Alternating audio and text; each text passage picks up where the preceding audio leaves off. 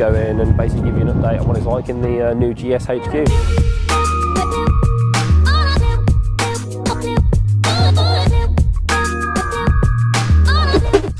Gymshark is officially the UK's fastest growing company, and I'm travelling a lot. We're about to take some huge leaps to compete with some of the biggest companies, so I've decided to document this journey.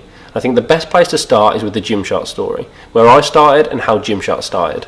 As a young teenager, all I did was make websites. My first fully functioning website sold license plates. So the first bit of money that I earned, I bought plates and sold them online with my friends. Next, I got my first iPhone, and I was absolutely fascinated by it. I instantly downloaded the iPhone SDK and started to learn to develop. I made 4 iPhone apps, 2 of which were fitness apps, and both of them made it into the top charts in the UK and several other countries. And they were about teaching you how to work out, populating your calendar and diary with workouts and things like that.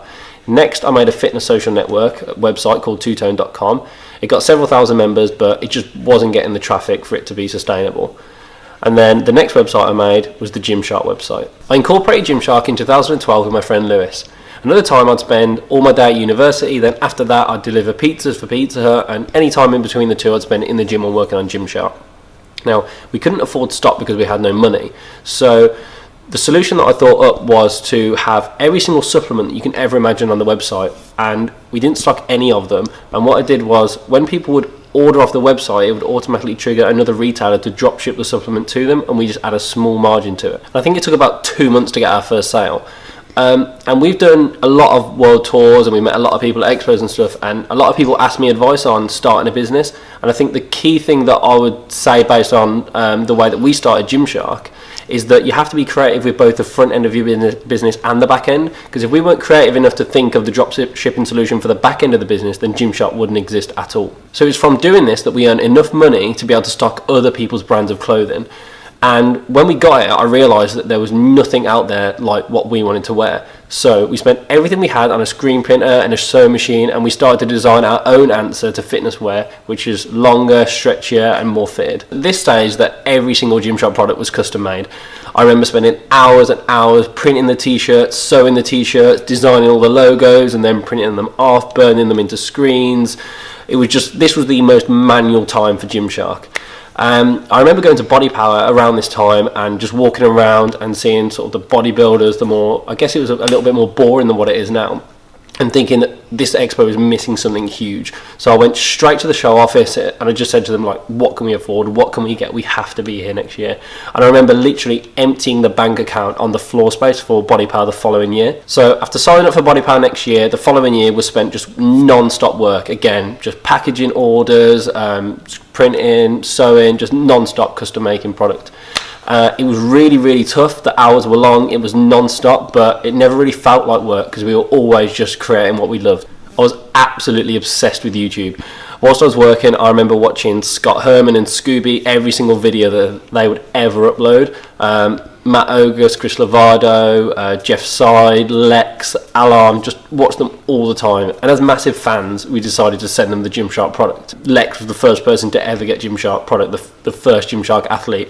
I remember when he got it and he gave us his feedback and he uploaded a video in it. It was just the coolest thing ever. At the time, no one else was doing this. Now it's called influencer marketing, but at the time it just came totally natural to us as we were just fans of the guys, I guess.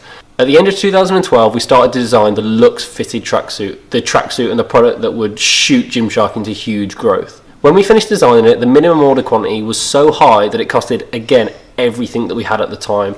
But we loved the product so much and we knew that it was such a game changer that we just went with it. We ordered it and it was due to arrive May the following year, ready for Body Power. I remember receiving the samples of the Luxe tracksuit on Christmas Day 2012, and it was the most excited I had ever been. To have this Gymshark product in our hands that we hadn't had to physically make ourselves was just incredible.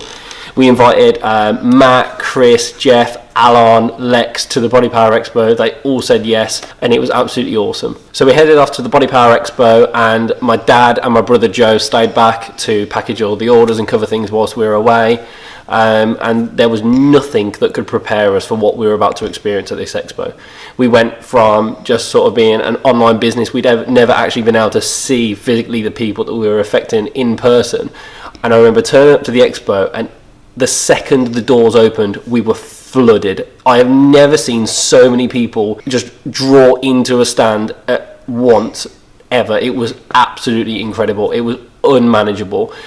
We spent the whole weekend talking, just helping people. Obviously people were buying loads of Gymshark product and we were with the guys. It was so crazy that Dan and Craig, our two friends, dropped their final university exams and lost their degrees so that they could come to Birmingham to help us out that weekend.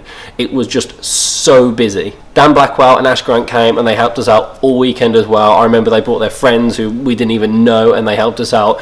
It was so cool to be a part of. We didn't even realise it, but at the time we were revolutionising the way that expos were done, like, in this industry. It was just the best experience of our entire lives. Everyone went home, and I remember being sat in the living room. It was late one night, because during the expo we turned all the stock down, so there wasn't too many orders. And I remember doing a post, and I flicked all the stock back on. I put the Lux tracksuit on the website, and the website literally blew up. We had more traffic and had more sales in the first 30 minutes of me putting the stock back on the website than we had in the entire of the Gymshark history. And I remember being sat there, we'd sold out, I was clawing at my laptop to try and turn all the stock off that night, and afterwards I was sat there on my own in the living room thinking, wow, we have made something incredible. Over the next few years, tons happened. We kept creating the product that we loved. We went on a huge Expo World Tour. Loads of staff joined Gymshark because we were growing so fast. Lewis decided to move on because he wanted to do other things. We launched our women's range, which at first wasn't great, but now it's a huge part of our community and business. We brought on our first female athlete, Nikki Blacketer. We invested heavily into the Gymshark women's brand and community, and that's been great. I think anyone that saw the Flex launch a few weeks ago will know just how crazy the growth is right now. We thought we'd have enough Flex leggings to last us maybe a month or two, and they sold out in minutes. So we're really working on this right now. More